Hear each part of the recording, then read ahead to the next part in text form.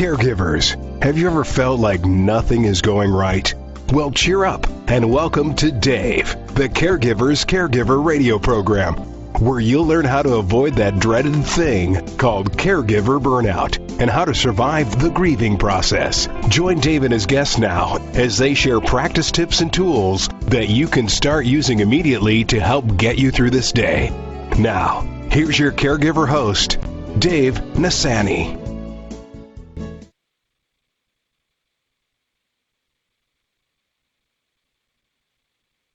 And welcome, everybody. It's been a challenging morning, but from Los Angeles and New York City, a big LA and Big Apple, welcome to all my listeners out there in Radio Land. I am Dave, the Caregiver's Caregiver at caregiverdave.com, along with my lovely co-host, Adrienne Gruberg at thecaregiverspace.org. And we're coming to you live and on demand 24/7 on 18 global audio and video platforms: iHeartRadio, iTunes, YouTube, Spreaker, SoundCloud, Vimeo, Stitcher, Blog Talk Radio, Mixcloud, Listen Notes, Blueberry, Player FM, Podcast, VIP Internet, TuneIn.com, Facebook Live, HealthyLife.net, and CaregiverDave.com. I'm sorry I messed that up.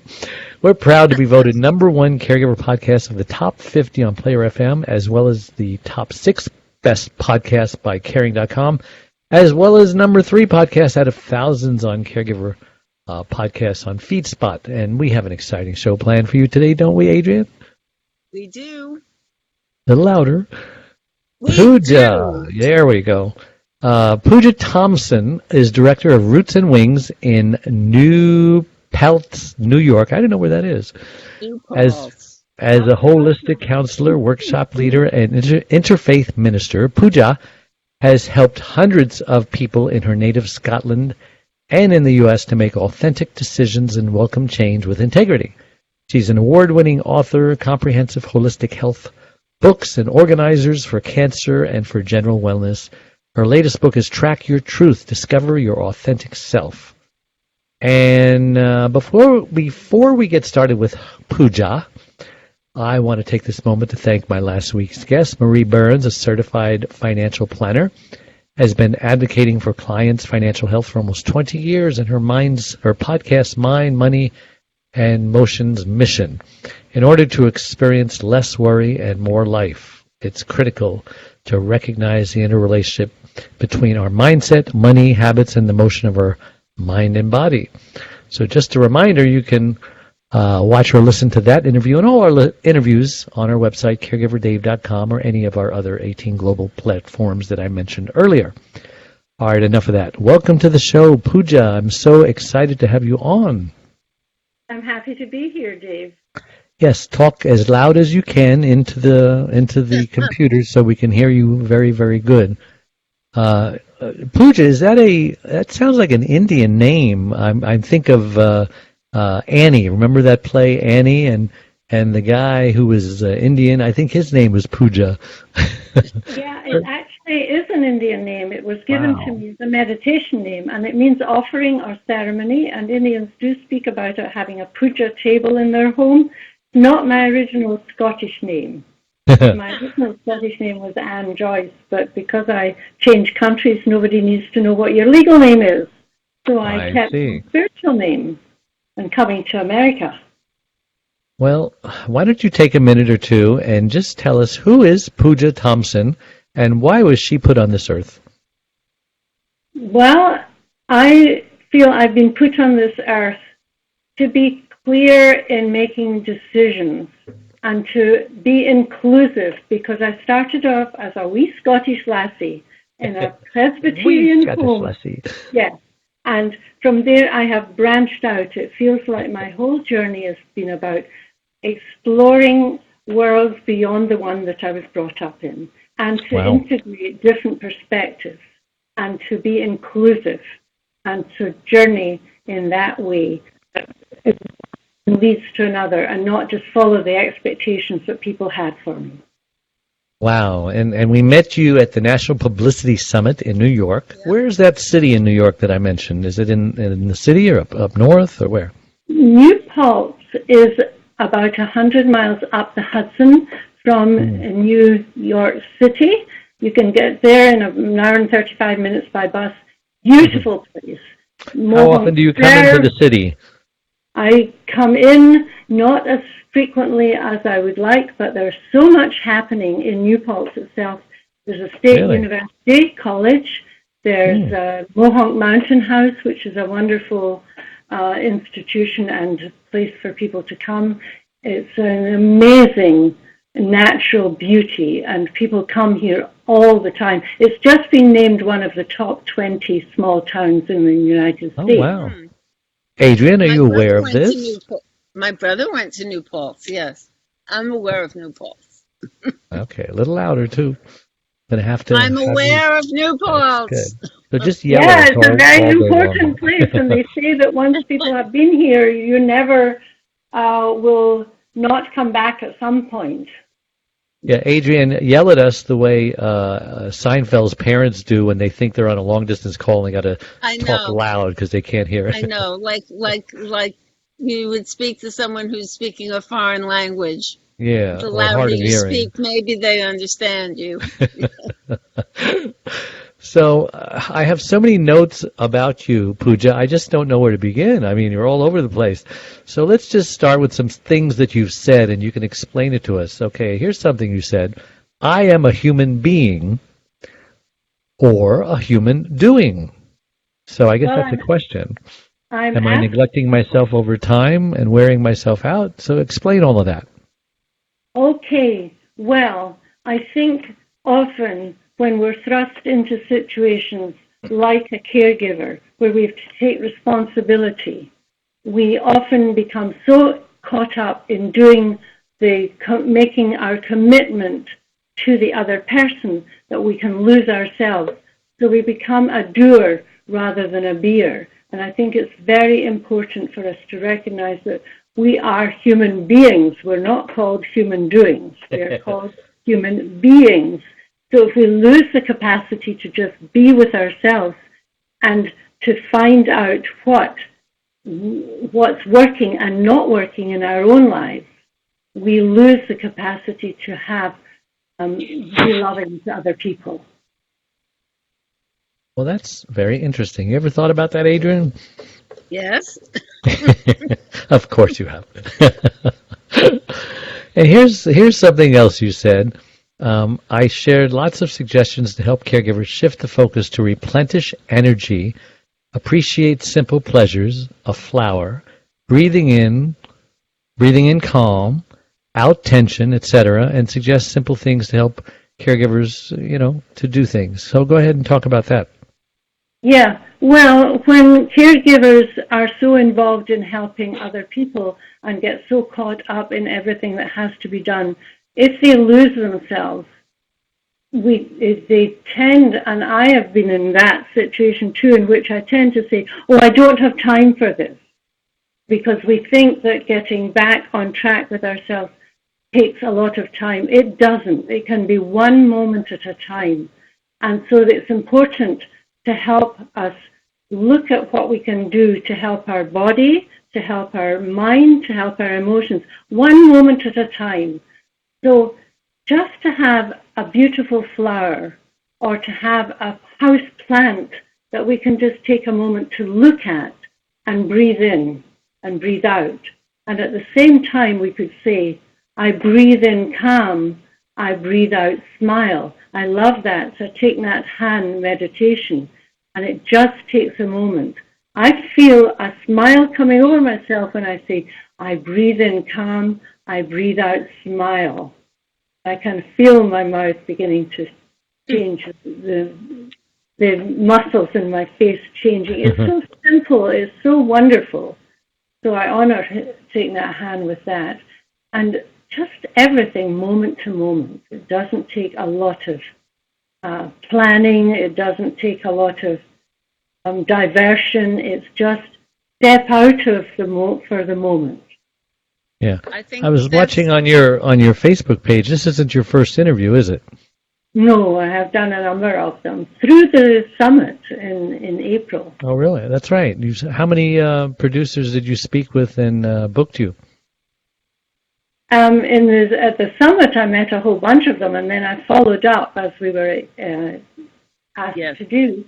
I've done quite a number of them. I've been away in Scotland for a month, so I've lost track of all the things I did before I went to Scotland. But I've done it for women, for seniors, for dads, because my book, Track Your Truth, is to help people really become a detective of what's happening, what's working in our own lives, what's not working in our lives, and to find the culprits, not out there, but within ourselves. And that can be applied to anyone, no matter what, and just refocused for caregivers or for seniors. You know, we live several lifetimes now within one lifetime. So we have to keep reinventing ourselves. Sometimes change comes gradually, like an onset of an illness, and somebody may be a caregiver just gradually. But sometimes it can happen just so quickly that one lifetime's ended and another one begins. Right. And so that has to be recognized, and to have time to shift and say, well, who am I now? Have I lost myself? Can I gain a new center? Can I focus on what's my truth? Who am I now? And who do I want to be? And look out and get some help. Not do it all alone. You're adorable, and you're so full of wisdom. You know who you remind me of? No. Mrs. Doubtfire. Robin Williams. You know, I just feel so calm when you speak, and I did when she spoke during that movie, which made him a great character. But I know I'm not supposed to ask a woman her age, but would you feel comfortable revealing how old or young you are? Well, I usually say when I'm going to be 90, I'll say I'm 80, but most people think I'm in my early 70s. I'm a little older than the early 70s, so we'll let that be that I'm around. Okay, so for those smart people out there, you can figure it out. Right. So how did your personal journey lead you to understand the importance of authentic decision-making? And what is authentic decision-making? I mean, aren't all of our decisions authentic? Not necessarily. Give us an example of an authentic and an unauthentic decision, and what you recommend. Well, if we make a decision out of fear or a decision to please others, it may be that in the moment that decision is our decision, but it's not truly ours. Because often, certainly as women, we are often encouraged to make a decision that will please somebody else, will please even as a child, please a parent or a partner, because assumptions are made when we're young about how we should be. For example, my father used to think that the teachers were the salt of the earth, and I agree with him. But I didn't make a decision to stay being a teacher all my life. And he was sort of disappointed because they are the salt of the earth. You can be a good contributor in your local community. But my journey took me elsewhere. So I think also it took me a long time to say, I'm not ready to tell you my decision yet when somebody's pressing me to do something. Mm. And people and women are often expected to help others. And we're trained to say, yes, I'll help, even although it may not be the right thing. So we may fudge it a little and say, so instead of saying, I'm sorry, I'm not ready to give you a decision, we can say, oh, yes, but underneath there's a hidden maybe, if, but. And so, you know, where's the authenticity there? It's a process that we get to. Yeah, we're going to take a break. I want to talk more about this when we get back, because this is a big problem of caregivers, because, you know, they don't know how to say no when they should say no, and vice versa. So we'll be right back. Don't go away. We are a community of caregivers that understands and supports you wherever you are in your journey. We are a place to connect with other caregivers, but more importantly, a place to get practical actionable help. There are lots of ways for you to get support. First of all, you can download our welcome pack. This will get you started on your Thrive journey. Next, you can ask and get answers to your questions by posting them here in our private Facebook groups. You can also get live online support by attending one of our live weekly Connect webinars. You can get practical, actionable advice by listening to our weekly podcast. You can hear and read other stories about other caregivers' experiences. Plus, add your own in our weekly Share Your Story forum, posted every Tuesday in the Facebook group. You can access essential resources and download practical Thrive Solutions packs, all of which are geared to help you thrive as a caregiver. You get lifetime access to all of our resources. Again, we're here to support you and help you thrive and to enjoy your life as a caregiver. And remember, this is a place to get hope, not just cope. And we're back with our wonderful guest, Puja Thomson, and our co-host, Adrian Gruberg. I'm Dave Nasani, or on the Caregiver Dave Show. And we're talking about authentic decision-making. Interesting description of that concept, because caregivers, they don't know how to say no. I tell them often, just practice saying no 100 different ways in the mirror so that you can get used to saying it. And we can watch your face, you can watch your mouth. And it's true, so many caregivers, because we're talking to caregivers here, but I can say so many people, but we're talking about caregivers. So many caregivers say things and make decisions based on what others think, what others believe.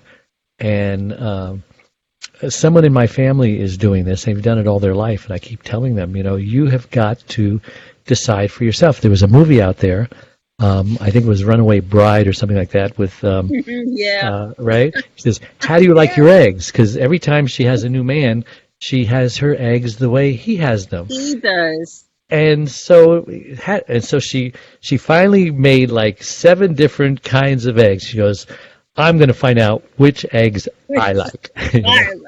So what do you have to say about that, Puja?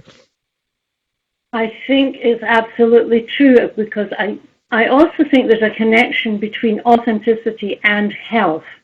Because if you don't take care of your health and don't listen to your own body when it gives you signals about being exhausted and it's time to say, no, I need to have a rest, or it's time to have good food, or a snack that's healthy instead of just grabbing what's there because we've no time, I think it's really important to keep your own energy moving.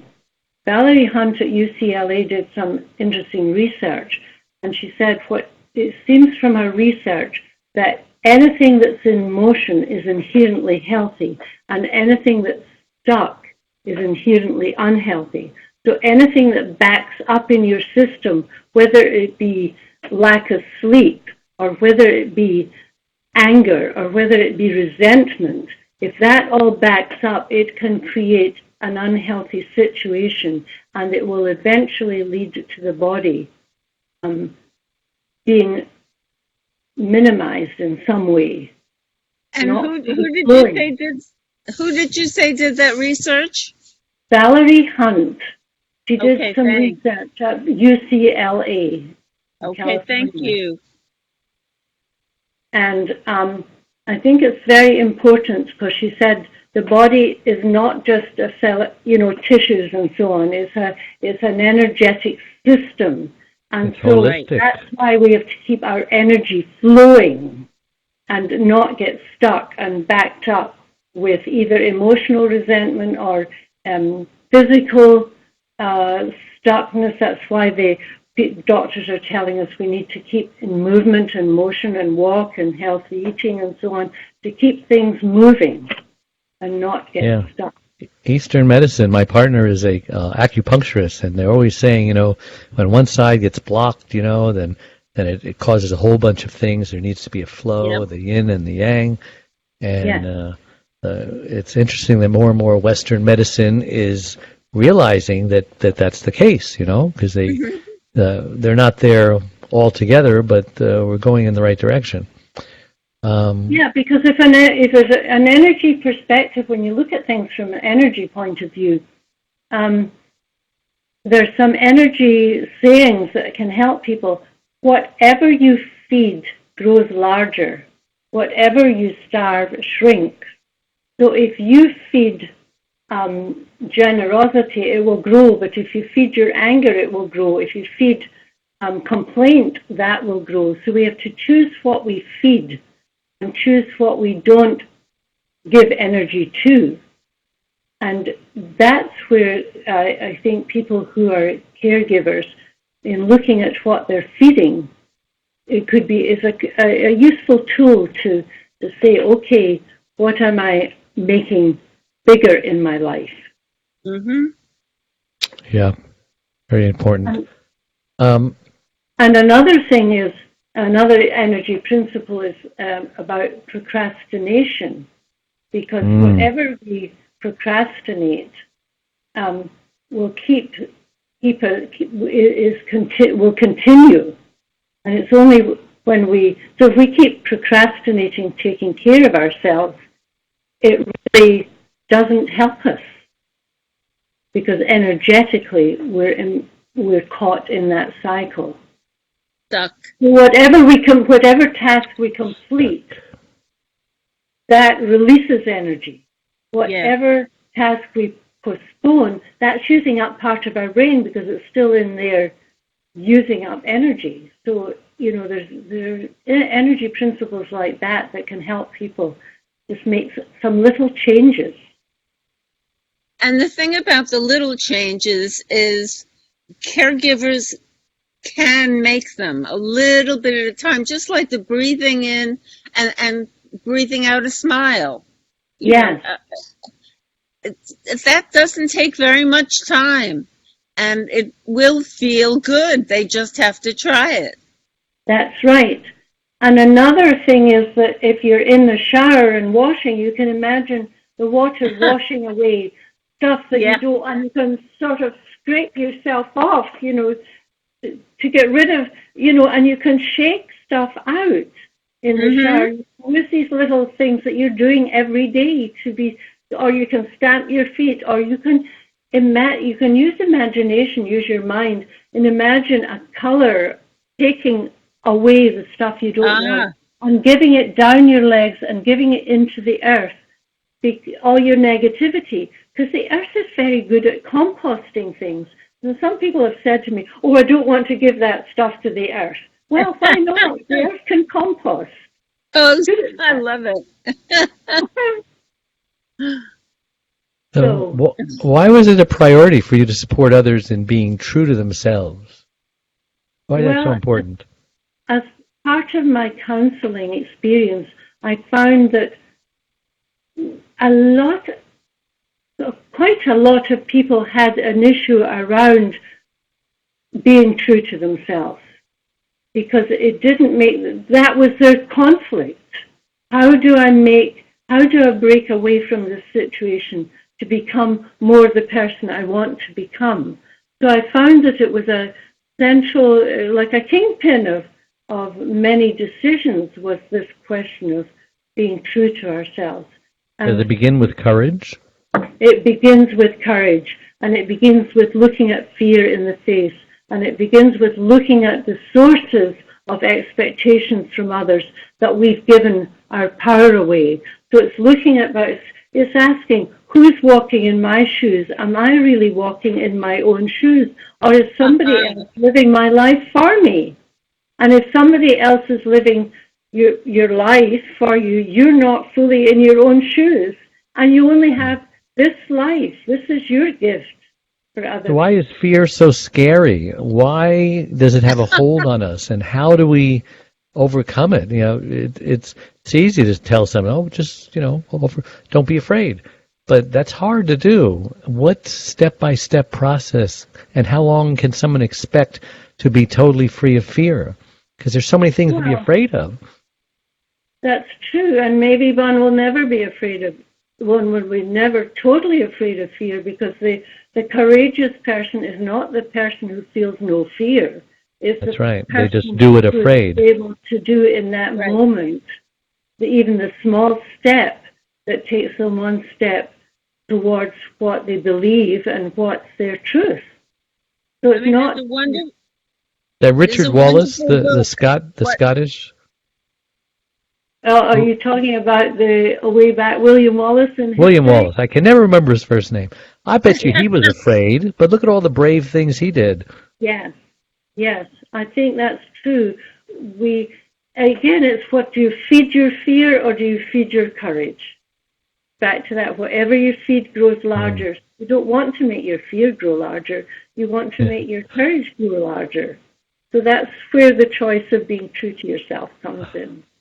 You know, wisdom comes from just little gems and pearls like this, nuggets. It's gone in today's world, you know? People are not wise. They're doing stupid things because simplicity has been lost. There's too much nonsense. Well, I think but why? People are living in so much more in cyber world. I mean, I look at the kids moving around New Paltz, the SUNY campus, when I'm walking around the campus, and they're all with their cell phones, and I even see babies being put in front of digital devices so that their parents can have a conversation. We're not honoring the individual conversations, the face-to-face connections, the writing letters. I mean, I was set down to write thank you letters when I was a kid. Invented it, but nonetheless, it's like taking a moment to give thanks. We don't give thanks as much as we could. Appreciation, and also some of us, like me, found it very difficult to accept compliments. We'd kind of instead of just saying thank you, to honor the person that's saying something to us. We can minimize. So it's a lot of old habits, just cultural habits also. Yes, old habits, old time. So why is truth so important? You don't see truth very frequently in life today. Well, there's plenty of opportunities for practicing truth because there's what with fake news, and it's difficult to discern what's real and what's not out there in the media. There with our friends, also our divided country, where slogans become more important than the interpersonal interchange. So the truth really becomes important to hone back into.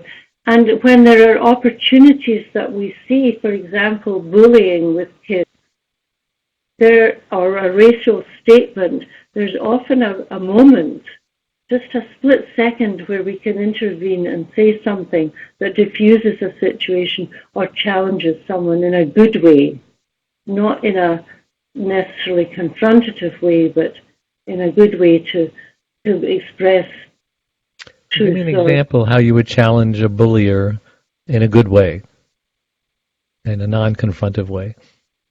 In a non-confrontive way, I've been in a situation where just to say, I'm sorry, but I don't agree. Or, just saying, I'd prefer to look at it this way. Or stepping into somebody else's shoes. Yeah. Guess it depends on the situation. It depends on the situation, and I'm not coming up with one that's vivid. Sorry to put you on the spot. Yeah. But, a lot of times you can't think of what to say except in that moment. And maybe, God or wisdom whispers in your ear, say this or do that, I think one of the things I haven't mentioned I've mentioned the body and emotional listening to ourselves. I think there's also the aspect of spirit, and that often happens through our intuition, that we get the little voice that we either can listen to or not. And the intuition of that, following our intuition, is really also a very important clue for what's truthful. Yeah. So let's talk about something that I talk about all the time with caregivers. It's boundaries, but you say healthy boundaries. Yes. Are there unhealthy boundaries? Are all boundaries healthy? Well, there are steel fences and there are open fences. So there are Like boundaries Trump's wall, I guess, huh? that are permeable and others that don't want anything to pass through. So yes, there are unhealthy boundaries when it's a wall. That's a good point. A boundary versus a wall. Walls are not good. Not if it keeps other people from each other. Now, certainly, we need healthy boundaries, and these are ones that are to protect what needs protection. So sometimes we have to protect the child part of us growing up, because often what happens is when we're on the spot is all of a sudden we become 3 or we become teenager again. We've lost the adult we've become. And so we have to protect the child to help the child know that it's supported within us. Otherwise, we're just 3-year-olds fighting or 2-year-olds. Yeah. And I didn't mean to say that walls are not good. Some walls are good. It's nice to have walls in your home. It's nice to have walls at the border of your country, But we need relationships. doors to go through the doors and windows to look out. Doors and windows, yes. Right. Doors and windows, yeah. Yeah. Well, so caregivers oftentimes, when they get offended by their loved ones, I tell them a lot of times it's your fault. You never told them where the line was. You never told them where the boundary was. So why are you upset with them when they crossed it? And the reason they didn't tell them is because it's a confrontational thing. Well, she's my mother. I know what she's going to say. We're going to get into a big fight. So what do you tell these people about boundaries when they're just so scared? Here we go, fear again. They're scared to death to confront a loved one or a mother or whoever it is because they'd rather just submit than to fight. I think it's important for them to take time out to really feel what they're feeling and then perhaps go back and say, this is what I didn't say to you. This is what I've been considering.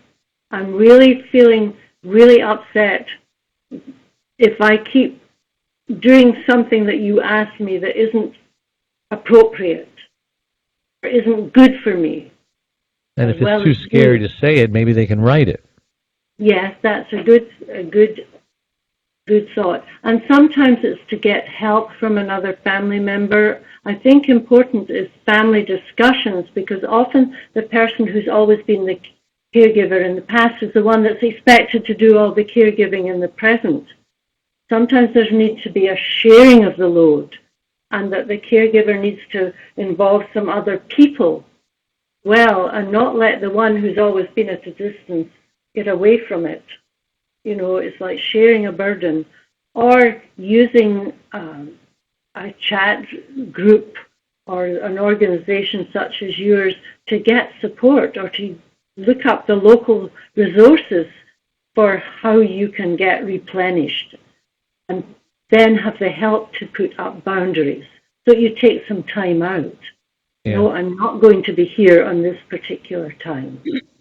I know you said that people think that you're in your 70s. In all those years, have you been a caregiver? I haven't been a caregiver in the way you have, Dave. More been a support for people who have been caregivers. So I've been on the sideline. You're very fortunate. I don't know how you dodged that bullet. Well, partly living in another country when my parents were older, and I would go across to be with them, and I guess my dad lived to be 96 and a half, so I've been lucky with my genes, in a sense. My mother was 5. And Europe has a different attitude about seniors, don't they? Yes, they do. It's more shared. Yes. Doesn't fall on the shoulders of one person like it does here. That's why I've noticed that there's been assumptions about who the caregiver will be in this country, and there's more family or community resources can be brought in to work. Yeah. You suggest that every person, including caregivers, can become like a detective inquiring into culprits within themselves. Yeah. What clues do you encourage caregivers to look in for things like that, like exhaustion, wearing yourself out, hardly ever finding time to do things, stuff like that? Yeah, starting to get angry, not getting enough sleep. So the body is the first one to talk to us. And if we don't listen, it'll speak louder and louder till we do listen, or else till we're exhausted. And that's the body speaking louder. I can't help you at this point unless because the caregivers do die very quickly after their... 30% of them die before their loved ones do. Yeah, so that's a big wake-up call. Yeah. And the ones that just get sicker and need a caregiver of their own, 30, 40, 50, 60%, some say, that only leaves about 10% of healthy caregivers out there doing the right thing. Wow. So then it really is important to tackle this issue of boundaries and time out. And there are resources, of course, it varies from state to state, so I don't know what the situation is for everyone, but there are various organizations, and one can Google them and go for what's in your state, and you can go for... There's a lot of resources. And sometimes if you're not the one to do the research, that's where you can develop a team of different people doing different things, because somebody could be good at Googling and the research. You're not. You don't have to be all things to your the person you're caring for. I want to add one thing here, and that's you have to be able to ask for that help. Yeah, absolutely. Give yourself that permission. Yes. And that's a healthy boundary, too, is being able to ask. Mm-hmm. Yes, so many caregiving is challenging is what I meant to say. And so probably one of the more challenging is dealing with dementia, Alzheimer's. We do things wrong. It's like insanity is doing the same thing over and over again, expecting the same results. Right. And I've learned so much just with my mother's dementia and my mother-in-law's dementia, because they were totally different. But, we can't get frustrated with them, and we have to not take things personal and realize that they are a different person. And so how do we look at the mistakes we made and forgive ourselves and ask forgiveness for others, and to try just to stop doing things that's not working and try something else? I think the first step is to not take everything personally that's coming to you from someone whose mood has shifted, whose capacity to talk or to remember or not remember has totally shifted, to not take it personally and to have these moments of time out, breathe. This is not about me. And it's not that I think also remembering the person as they were at times, to have a clear understanding that something has shifted. This is not intentional. This is out of this person's control. This is so to be compassionate, and we need the time out to be compassionate to ourselves and the things we may say out of just frustration, and to come back to ourselves and to our intention. And if we've got a spiritual connection, to keep maybe saying a phrase like, peace, and keep saying peace is there. Yeah, words are powerful. Words are powerful. They that wait upon the Lord shall renew their strength, or something like that. That reminds us that scripture here. Yeah, well, for those for which it's meaningful, then scripture works.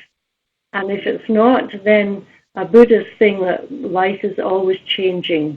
There's nothing static but change. Let me just go through this change. Just different ways of understanding life and who we are in the moment. Well, it's a good place for another break, so we will be right back. Don't go away. Caregiver's Caregiver has just released his 6th book entitled It's My Life Too. Reclaim your caregiver sanity by learning when to say yes and when to say no. It was specifically written for caregivers who know they should be putting their needs first, but just don't know how. Dave is the sole caregiver to his wife, Charlene, since 1996. He knows firsthand what caregivers are going through, because he is one. And he now speaks all across the country, offering caregivers his incredible caregiver support package. Even the airlines tell us that in the event of an emergency, to put your oxygen mask on first before you help your child with their mask. They know that those who don't heed their advice often black out, thus becoming unable to help either themselves or their child. And caregivers are exactly the same way. It's My Life Too. Reclaim your caregiver sanity by learning when to say yes and when to say no.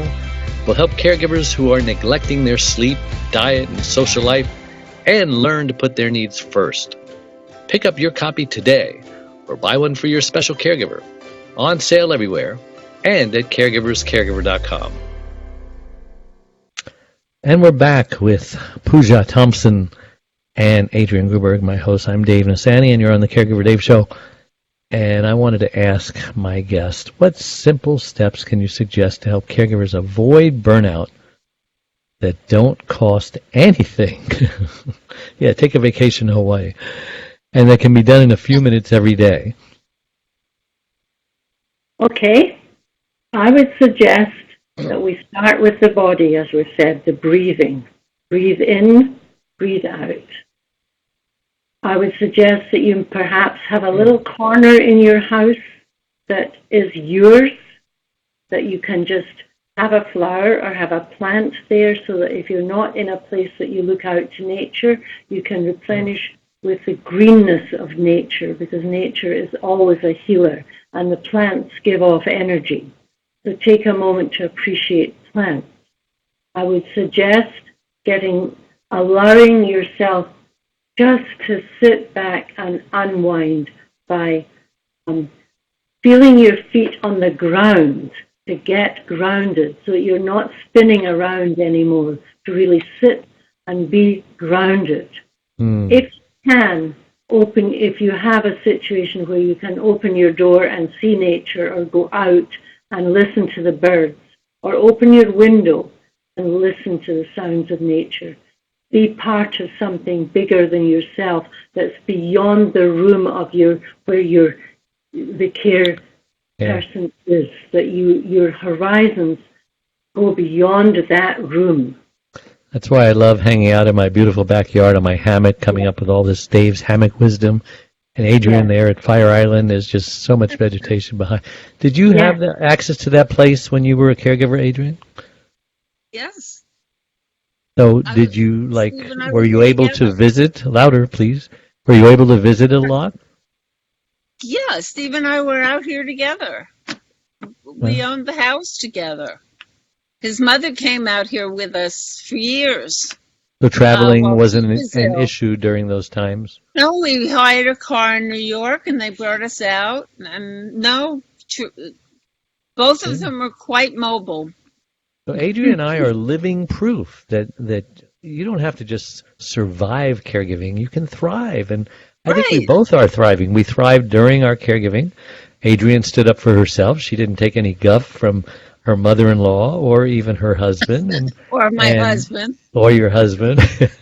And I think a very instrumental reason is because, look at behind her and look at where I'm at, because we take time for ourselves. We go out and we just, nature and the oxygen that the trees give us, because they take our carbon dioxide, they give us back oxygen, and it goes back and forth. It's the circle of life, I say.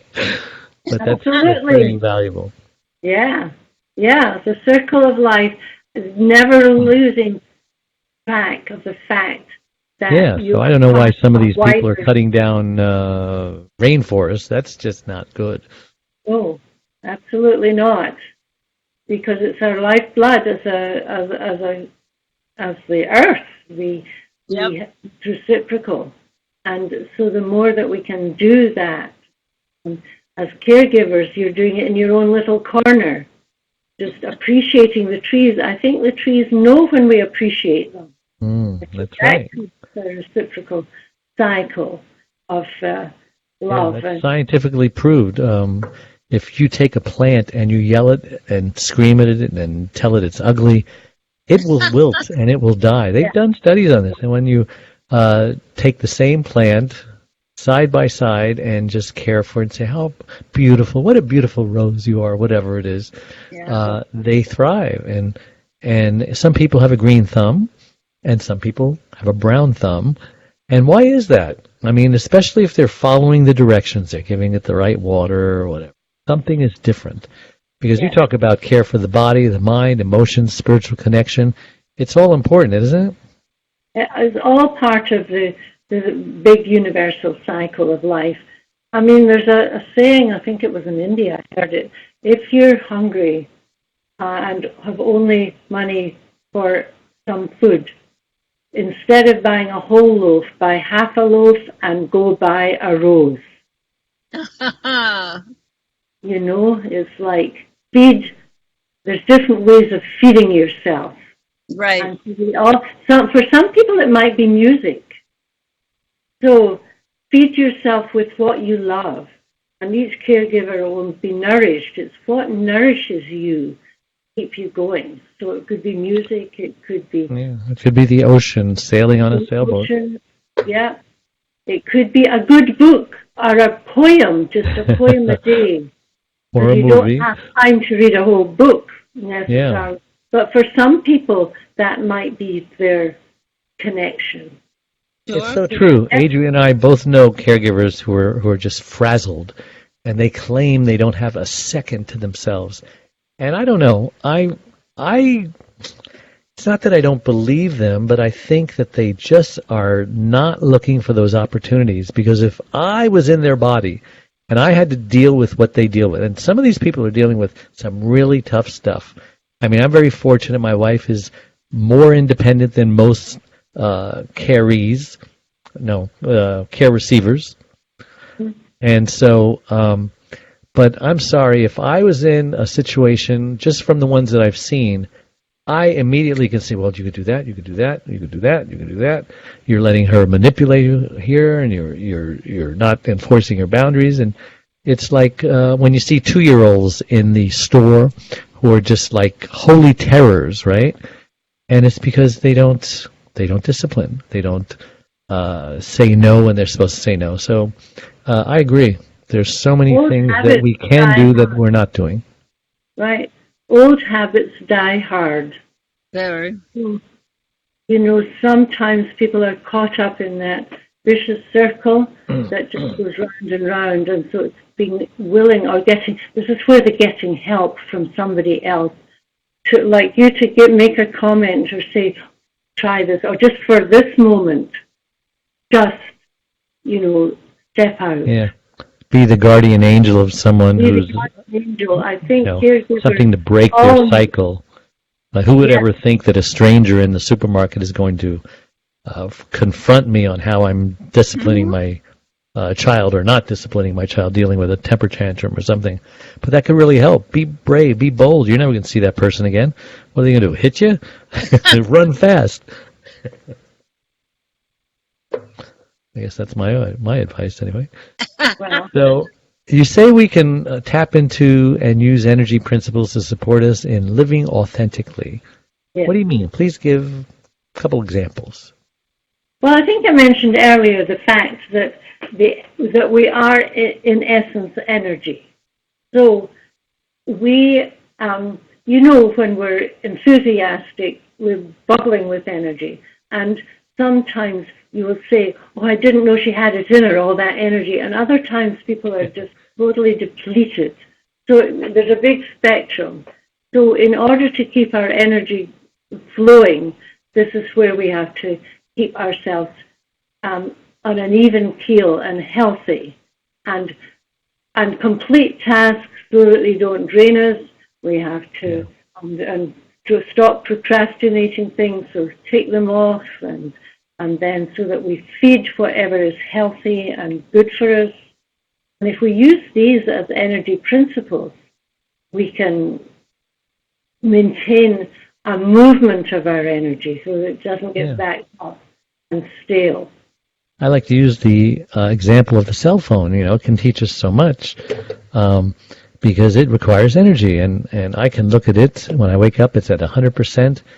And 3-4 hours later, it's like flashing at me 2%. I said, what do you mean? What happened? What did I do? And I realized, I was doing something that used a lot of energy that I didn't realize. I took it for granted, didn't keep checking. Right. And how many times do we allow ourselves, our bodies, to be flashing, danger, Will Robinson, 2%, 1%, and we don't know how we got there. And I think that's partly because in our schools we don't teach emotional development or emotional sensitivity or self-awareness so much. We're so concentrated in Western culture on use your mind, think things through, use your head. We're not taught feel into things, use your intuition, listen to your body, listen to your things. Because the language is full of reflections on how emotion is reflected in the body, stiff upper lip, pain in the neck. It literally tells us that there can be a correlation between an interconnection between all these that need to be. Forget about spirit. No, they just threw that out with the bathwater. They took the 10 Commandments out of the school system. We don't want our kids looking at do not kill, do not steal. I just don't get me started on that. I think there may be a tipping point having to come. I think things get to a point where I think America's full of swinging of the pendulum from one side. Yes, I hope so. Tips. Hope it always comes back. And so we have to hope that happens in our own lives. If we go too far, we get the mess so that we come back to center. And we can make it. We can make it happen. Yeah, we can help it happen. Absolutely. Not go past that point of no return where there's never a way back home. Right. So how do we get a hold of you, Puja, if we want to learn more or buy one of your books? You're an author? I'm an author, so my book that deals with this question is Track Your Truth, Discover Your Authentic Life. It came out last year. You can get it on Amazon or through your local bookstore. I also have a book that helps people who have been diagnosed with cancer. That's a very practical and inclusive book. It was a book I couldn't find when I was diagnosed myself with cancer, and that's you're a survivor. Yep, from cancer diagnosis to healing. And I have 2 organizers that are very helpful for caregivers as well as for carers, because for caregivers as well, those who are being cared for, because it's to organize the journey. And one is for cancer, and then other people then started asking me to do one for general health, and so any illness. So these are practical tools to help you organize the journey. Because I felt sometimes if cancer didn't make me sick, all the billing and the insurance and the organization of the journey would. Yeah. So we need help, practical help. So that's another way of getting somebody else to help us with things. And I have a website, www.roots.wings.com. And my Roots is plural. Plural. Roots,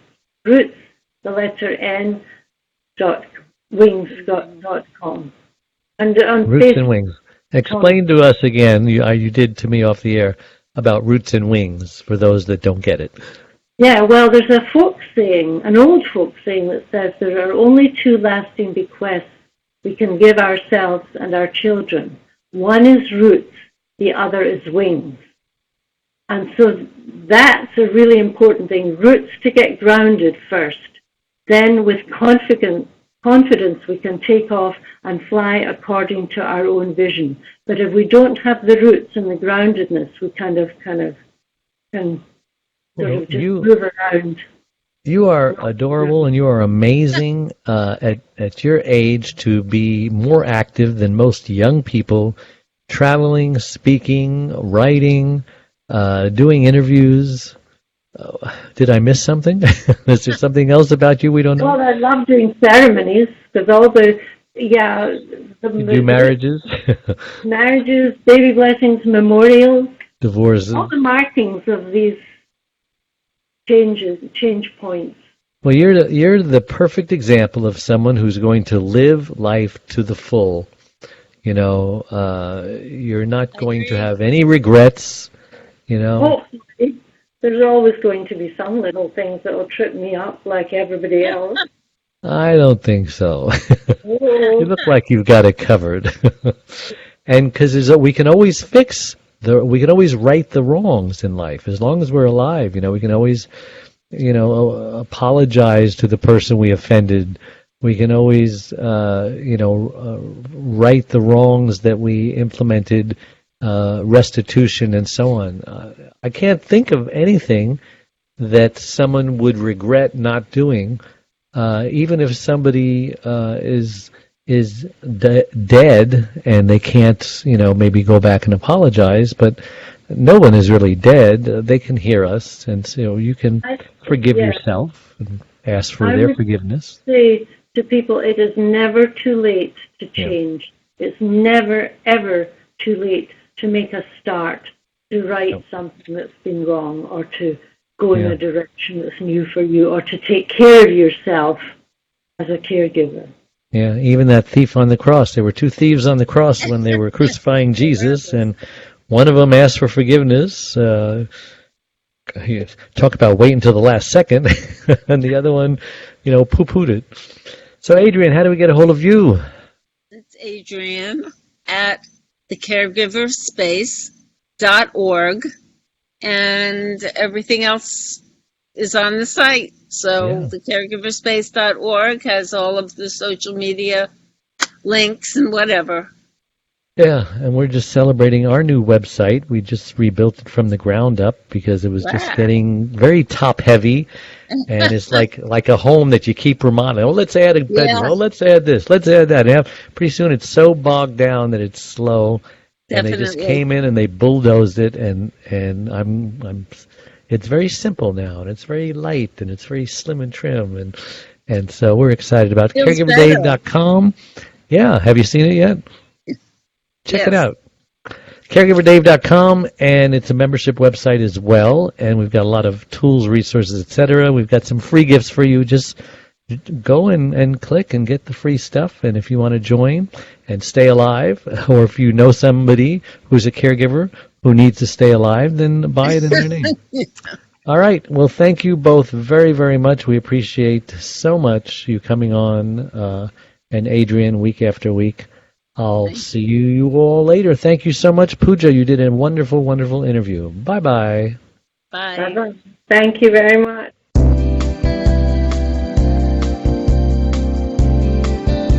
Thank you for listening to the Caregivers Caregiver radio program with Dave Nassani.